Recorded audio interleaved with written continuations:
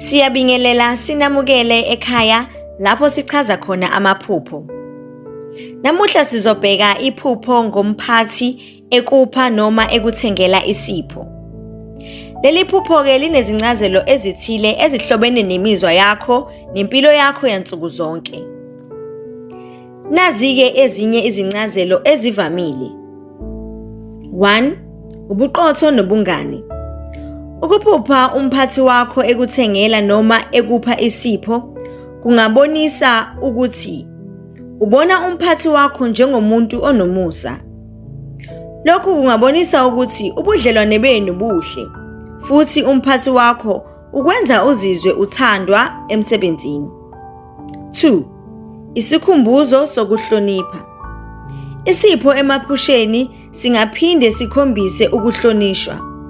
Lokhu kungaba uphawu lokuthi umphathi wakho uyakuhlonipha. 3. Izifiso nezinjongo.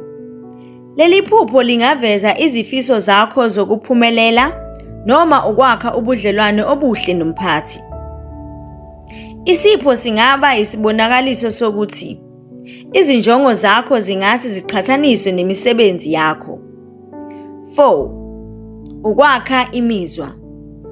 Ukuphupha umphathi wakho ekuthengela noma ekupha isipho kungase kubonise imizwa yokuphila, futhi kungaba indlela yokukhumbula imisebenzi, izinto noma abantu abawusizo empilweni yakho.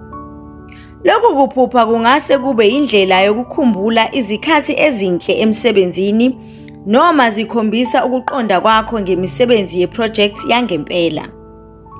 5. Izinguquko eziphuthumayo.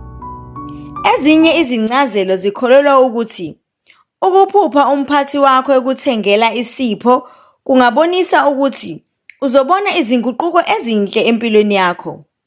Lokhu kungase kube izimpawu zokuphumelela ezizayo, futhi ukuphakamisa ithemba lokuthi izinto ezinhle zizokhula empilweni yakho.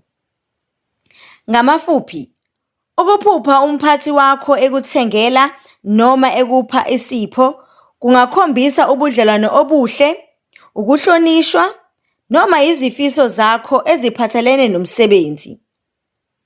Ukuze uqonde kahle lezi zinkolelo, kubalulekile ukuhlola imizwa yakho nempilo yakho yansuku zonke. Siyabonga, nisale kahle.